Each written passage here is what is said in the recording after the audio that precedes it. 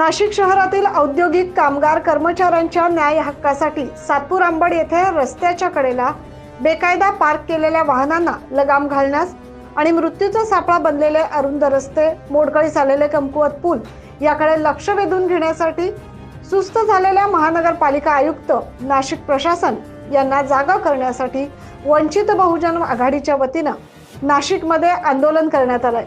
नाशिक शहरातील CEAT company समोरील नाल्यावर असलेला पूल या ठिकाणी हे आंदोलन करण्यात आलंय।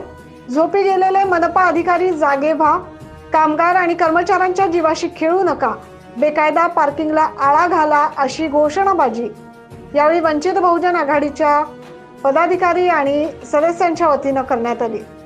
तसेच अरुंद रस्त्यांचे त्वरित रुंदीकरण करा, मोडकळीस आलेल्या पुलाचे त्वरित नूतनीकरण करा अशा मागण्या देखील यावेळी आंदोलनकर्त्यांनी केल्या। प्रशासन होश में आओ, होश में आओ, होश में आओ, होश में आके बात करो, बात करो, बात करो, बात तो तुमको करनी होगी, करनी होगी।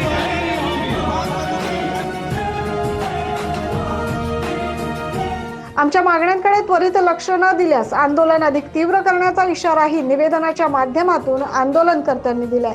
हे आंदोलन माजी नगरसेविका ज्योती शिंदे, बजरंग शिंदे यांच्या नेतृत्वात करण्यात आले।